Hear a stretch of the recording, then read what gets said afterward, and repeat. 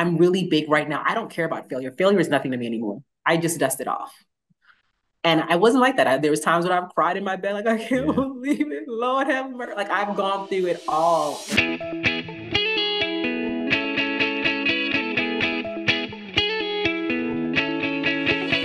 Hello and welcome to Center for Victory's podcast of Your Best Day Yet. At Center for Victory, we're here to help unlock, reinforce, and enrich relationships through personal and professional development. I'm Eric Guy, Chief Victory Officer here at the Center for Victory. With me today from New York City, Woo-hoo. Miss Lorene Cowan. All right. Yay! And Mhm. so just a little bit of background before we jump in here. Okay. Certified business coach and life coach, as well as a visibility strategist. She attended Harvard, got her MBA. Very impressive. We're going to talk about why that is so impressive here in a little bit, but don't tell them quite yet. So she's coached real estate professionals on marketing and sales strategies and trained business owners on how to market and sell their services to their clients.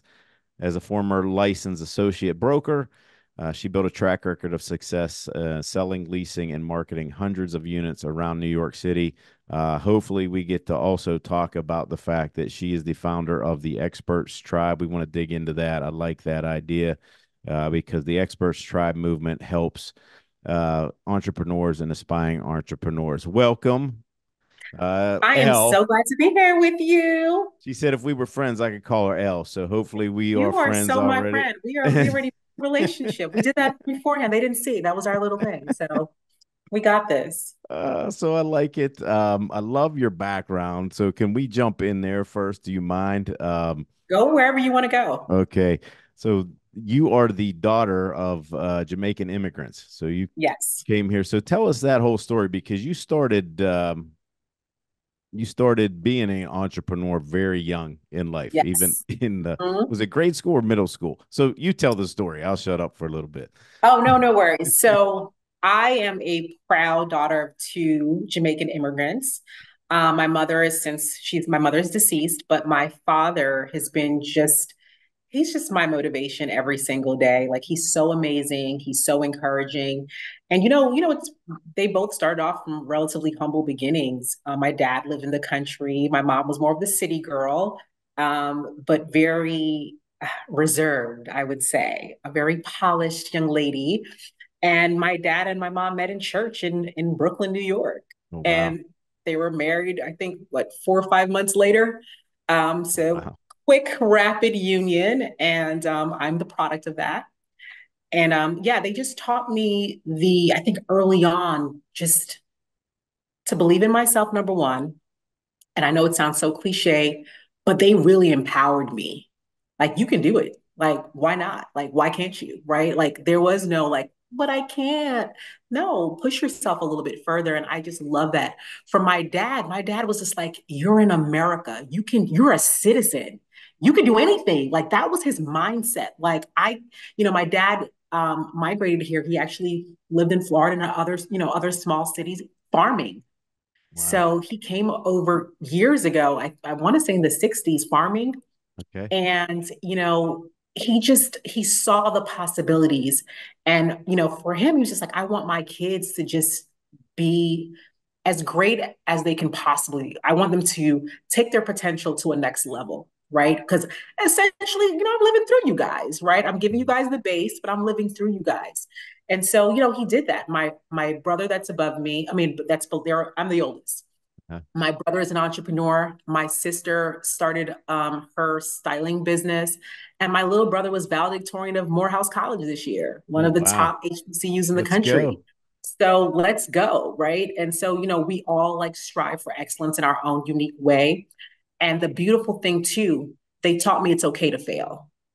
It's okay if something doesn't work out. I've had so many flipping failures. It's crazy.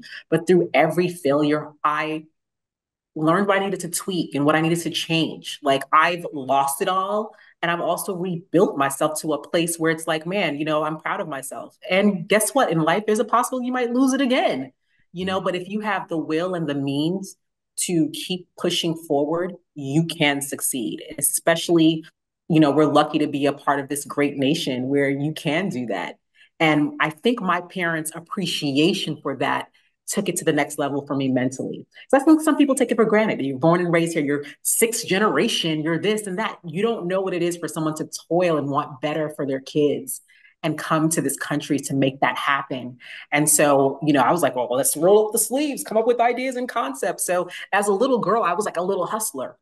I mean, I had all kinds of little businesses in school. I don't even know what I want to say. I was around, I don't even know the exact age. I always kind of mix it up between elementary and grade. I can't even think about it past, I have my master's now. I can't even think past that. Thinking about my PhD, thinking about that far back. I'm like, when did I start? I was young. I was young. And there was a moment where the principal called my parents in. It was like, what is your child having an operation here? We don't even know how long this girl has been doing this. And, my parents was like, I can't believe you. Like, what were you doing? You're here for an education. And I think, you probably know this before. We came outside and they were just high fiving me, like, you go, girl. I'm so proud of you. Sorry you got caught with that, but it's okay, right? It's okay. And I think, that encouraging feeling, some parents would have just said, oh my God, like, that's crazy. You shouldn't have done that. But they were just like, hey, wrong place, wrong time, but good concepts, What right? were you And making initially? oh, so I don't know why they had so many, but they had a lot. And I probably should have gotten permission from them to do this. But they had like bags and bags of cards. So it's like a lot of Christmas cards, Valentine's cards, maybe not as much Valentine's, but Christmas and the holiday cards. My dad Mhm. is really big in giving cards to people. Like he's so big. And so they give it back to him. So Yeah. tons of cards through the roof. I had tons of inventory. My mother loved to create blankets and, so she had her yarn and all this other stuff. So I took my arts and crafts stuff. I took my dad's cards. I took my mom's yarns and I created bookmarks. Right. And Wow. so the whole thing was for people to give them to their family and friends for the holidays. So I made them really, really nice. And like I would sell out for each. If it's Easter, I was sold out. If it's, for regular holidays, for Christmas, sold out. Any kind of card I had, I was like, hey, up for market, you ready? Anybody has a particular style they're looking for? And then, it was a little candy hustle, right? Like selling candies and getting my little inventory. I have a little joke. When I went to college, my father used to come up and visit me ever so often. He would just come up and bring food and just wanted to see how I was doing. And my dad one day sat me down. He's like, "Hey, let's talk a little bit, right?" And I was like, "Oh, what's up?" He said, I found just money rolled up all over your room. Like it made no sense. Like under your bed, there was thousands of dollars everywhere. But that was just from little hustles that I did throughout the years. And my dad was just Yeah. like, oh, what are you? I had a babysitting business. I mean, I was and the problem is that I took money with me and forgot money Yeah. all over the place. So that was like a little running joke that my dad was just like, "What was going on with this kid? Like, what was up with her? Like, where did you get that from?" So I think I get it from my grandmother though. So yeah, I know I rambled, but No, it's that's good. I've got like my mind went to like eight different questions. I'm like, where to go from here?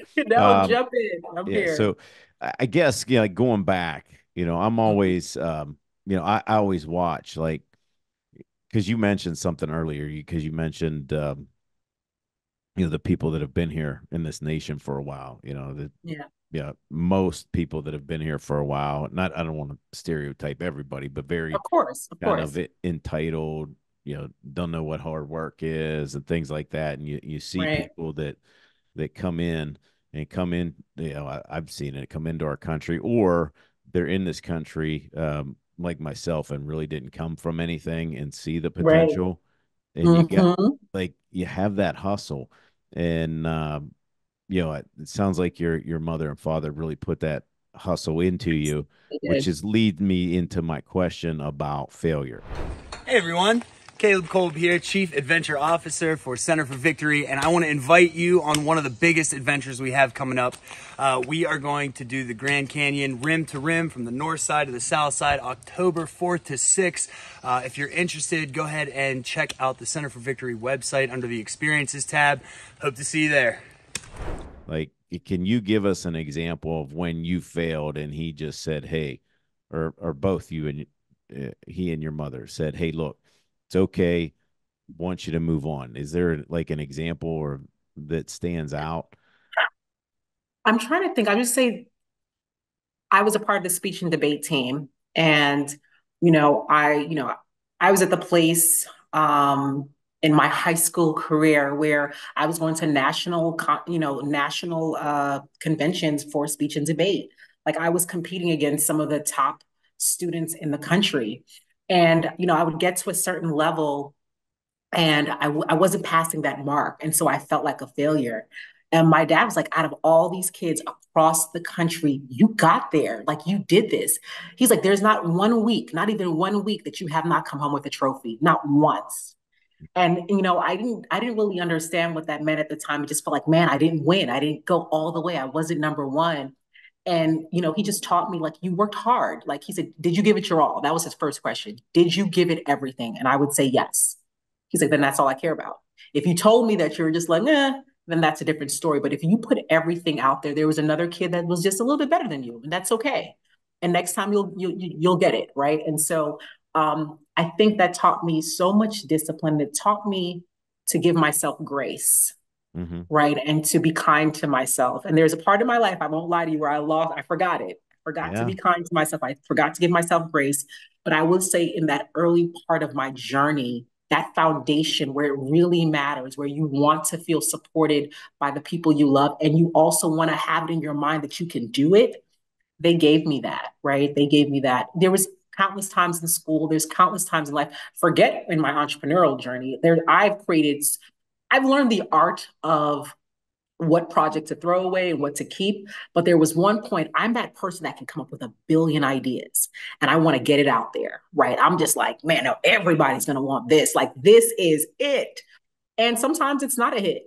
Yeah. Sometimes it's a complete dud, and your audience is telling you, no, this is not what we want. And so those times of failure, or I've invested tons of money and lost it, Mm-hmm. right? I can go on and on, but I'm here to anyone that's listening, just because you fail, and you could fail back to back 3 or 4 times, 10 times, 20 times. It's that 21st time that's going to be that hit that you needed, that can change your entire trajectory of your life.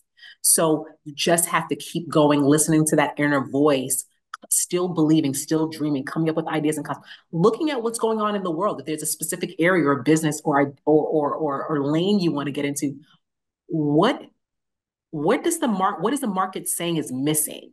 What can you add value to change that, right? And maybe something's already created, but you find a way to create your niche for it, right? And you stand out that way. So I'm really big right now. I don't care about failure. Failure is nothing to me anymore. I just dust it off. And I wasn't like that. There was times when I've cried in my bed, like, I can't Yeah. believe it. Lord have mercy. Like, I've gone through it all. And to come back on the other side and say, man, you did that. Like, it feels good. It's So, okay to fail, people. It's okay. yes. It's And okay. so obviously on the other side of that, you have had success too. Yes. Of course. What are the things for you that have contributed to that, your success?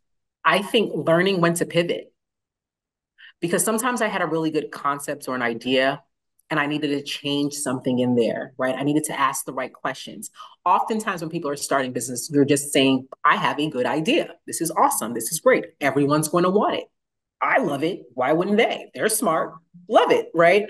And you put something out there and it may not be the success you need, but I think it's important that the people that actually did support you, or people that asked for further information, find out what was missing. What was the missing link? Why did it not work out? Why did it not go the extra mile? And so for me, I believe I was successful because I learned the art of really coming up with an idea and a concept, figuring out who my avatar is for this particular idea, finding those people and not trying to sell to them, but asking them if they want or need this product first. Mm-hmm. Right? I'm asking them, what would they want me to change? What would they want me to do? What would be a product that they would pay for? What would you spend on this product? That's what I ask people now. I'm no longer just creating for creating's sake, right? The budget for that is gone. It's over. I'm very mindful. So before I even put a dollar out there, I won't even say that. I have a very big project that's coming out and I have money out for that. So let me be clear. And it's kind of like after the fact, but I am doing this very similar steps right before we launch, right? So that we can tighten up on this particular product, which I'm super excited about. But for the most part now, when I have an idea, when I have a quick idea in my head, I find that group. I find those people. I find my village. I find those the people that I would want to sell to and talk to them, ask questions for as long as it takes, and I move from there. So you talked about a village. Now, I want to make sure we get into this, so that's why I'm going to ask you now. Please You go. you are the founder of the Experts Tribe, which is, if Yes. anybody's looking it up, it's actually online. Mm-hmm. You could check it out, theexpertstribe.com. And Mm-hmm. that is a movement that helps entrepreneurs and aspiring entrepreneurs. Your your reasoning, I know the reason, but can you tell our viewers and Absolutely. listeners why Absolutely. you set that up? Yes. And we're actually revamping the site now, and I'm so excited. I can tell you why it's more exciting. Um, this round, and this is the pivot, right? Hmm. We saw the direction, we listened to what people were saying. We're making it all about promoting other experts. No one has to pay us. They're not paying us to put them on the website, but we find experts in various subject matters. And what we do is what we're going to be doing, we're going to have a lot of the classes actually on the page itself. You don't have to go into a secret door or a secret room. You can go there, you can look at classes, full classes, from advertising to affiliate to business credit, business opportunities, chat box, chat GPT. I'm going down the list. Coaching, content marketing. I can keep going. Copywriting, course creation, digital marketing. So experts in these various fields, in these various areas, will be putting forth a sample class, Uh-huh. right, on a specific topic in that specific area. And people can learn more about what they have to say. They can learn about different areas to increase the value of their business, to increase the leads for their business. And so it's a great way. I think we have over 35 different sections, and we're going to be adding more. And we're consistently looking for new experts to come on board with their content. They send content to us, and we look at it. And some people tell us where to go to get their content, and we take that and we run with it. And it's a place for people to just go find it right there. You can find a good fit for you, someone that you may want to get more information from, but at least you have a taste of their classes on the spot. And these are some, there's experts that are just starting out, and there's experts that have been around for decades. Hmm. So it's a great way for people in areas that may be troubling them to find the information they need from experts that value their area of expertise and want to share their knowledge to other people. And what was the reasoning for what prompted you to start this? Grad school. I was working on, again, the Okay. pivot. I was working on a project for grad school. And during this time, we had to come up with our business, blah, blah, blah. And so I created a resource guide. It was really simplistic at the time. Like I did it, like, so it was very simple. And once I was done, I got my grade. Yeah, yeah, yeah, I did great. I think it was like an A something or A minus, A plus. What I mean, not A plus, A minus or A or Yeah. whatever it was. I was like, all right, cool. It was just there. And then I started to share with some folks like, hey, what do you Wow. think? Cool, cool, cool, great, nice. Um, and it was there, and it was actually got some traction. I was like, oh, okay, well, there's something here, great. And then once COVID happened, it was like we're all at home. And it gave me time to really take this product and service that we had, which is called Business Arsenal Inc. at the time, and then turning it over into the Experts Tribe with experts. It was definitely another pivot in my life, for this particular business model, and we're going through that season again. And it's okay to have a business and shake it up a bit, right? Like you can shake up your business. You don't have to feel stagnant. I know some people like, I'm so bored. Well, you're bored because you made it boring. Like, it doesn't have to be boring. Find out from your community what do they want to see? What do they want to hear? They will tell you. Right. If you are providing value to your customers or potential customers, and you then ask them, hey, like, I'm glad that I'm providing value to you. I'm glad that you're happy. Hey, we just want to ask, we want to take this up a notch. What should we do? Simple. You didn't have to hire a marketing team to come in and tell you how to advance your business. You can literally talk to the people that are already enjoying your product and services. Um, Tell me, or tell the viewers why it's so important to have good people around you. Because it sounds like you've really sought out and been intentional about creating that. Is that a fair statement? That is absolutely fair. Like, I don't know what I would do. Like, my team, everyone on my team is smarter than me in their particular area of expertise. Like, they're all super smart. And I think that's important. Like, I don't want to be the know it all in my world. I don't want to be the queen bee in every single topic or every single situation because that would be completely farce. And so you get smart people, you get people that are innovative, you get people that are creative. Like, I am a creative being. Like I told you earlier, like, I will come up with it. I will go to sleep, wake up. I literally have, it's going to sound crazy, and I probably need to change this, but I have a pen and paper in my bed Yeah. because I pop up in the middle of the night with an idea and I have my idea sheet. So oftentimes when I'm working on a new project, like the new project I'm telling you I'm working on, this was on my idea sheet for a while. Something happened. I was like, oh no, it's time. Oh yeah, it's time to do this. And so, yeah, I think it's so important to just be mindful of your creative mind and all that other good stuff. Yeah, that's definitely good. Um, so And you having met. creative people and smart people around you. So let's just add that part. All right. You did mention earlier about, your mother passing away, and Mhm. that's obviously difficult. Um, Yeah. how did you cope and get through that loss? Because it seems like you were pretty close. Oh, I was beyond close. Like, my father clearly held it down and he was working hard. My mom could no longer work, clearly, especially in those last few months. Well, I would say the last year, she had to kind of slow down. And I remember, I'm putting a lot of this out there into the world, but I remember bathing my mom and shaving her hair and giving her injections and feeding her and just having, before she was hospitalized, and she it reached the point where she never came out the hospital, but before that period, I remember her just talking to me. And if I get emotional, please forgive me. You're But good. this is one of those things that I don't care how old you get.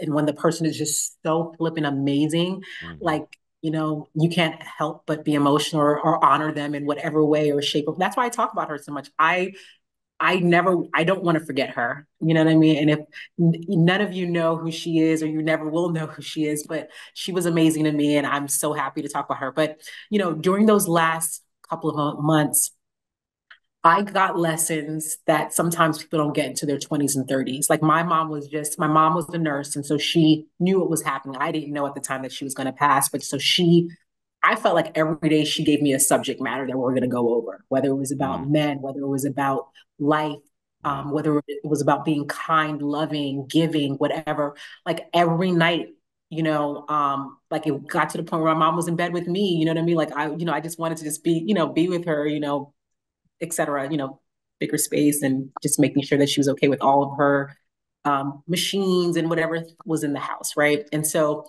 every day was school. I went to school, came back home, and it was another life lesson. She was my life coach.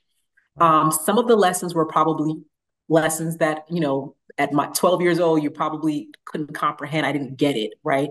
And I was trying to remember all these things. And again, at the time, I didn't know that she was just saying, I'm not going to be here long.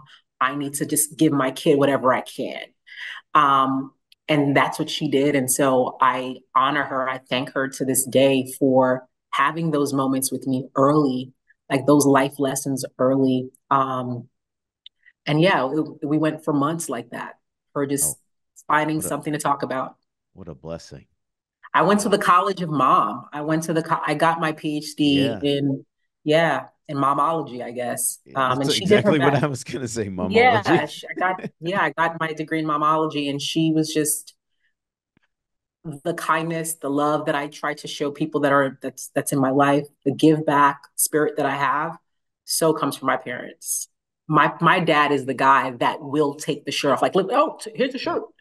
Like, he's like, my dad can't come to my house. I don't need anything. My dad can't come to my house without bringing a case of water, or some soup or something in his hands, toilet tissue. I'm like, dude, okay, thank you, daddy. But a part of the blessing is to give, right? And so my Yeah. dad believes in that. Like, you're my baby. He's like, you're still my baby. I'm like, Yeah, okay, that's right. it works. Yeah. Yeah, that's great. That is wonderful. Um, Real estate, you work with real estate professionals in eh, Yep. Hmm. yeah. Um, Yep. what was that like and what did you learn from that? Real estate is interesting because especially when you know, it is the best sales job. So if you want to sharpen your sales tool, Mhm. your sales arsenal, like real estate can help you get there, especially if you have good trainers in the beginning, et cetera. It takes away the fear component, right? When you're reaching out to people that they don't have their house on the market, and this is New York, they don't have their house on the market. And I'm like, hey, do you want to sell? Like, I don't want to sell anything, young lady, and from knocking on doors to picking up the phone to just doing outreach. It's a very interesting beast, I would say the least. And with New York, we have some of the most expensive properties in the country. Mhm. There's been times that it's really daunting, but I did relatively well, thank God, through my career. Like, I did good. And I was able to work with other with other real estate professionals that were trying to take their business to the next level and work alongside them and coach them through. And I'm not the hardcore salesperson. I'm just like, we're just going to build rapport. That's Mhm. really my thing, right? So today's no is tomorrow's maybe, and the next day's yes, right? And so that's kind of how I operate. Like, I create relationships, and there's been times where people that weren't looking to do anything, but they liked me as a person. They're like, oh, my cousin Johnny, they're looking to do X, Y, and Z. And so again, sometimes people are just so worried about that sale here and now. Like, I need to make Yeah. this check box for tonight. I need to just not. And with real estate, it's a little bit, you have to massage it a little bit more, take out the kinks, and really work through that and make connections.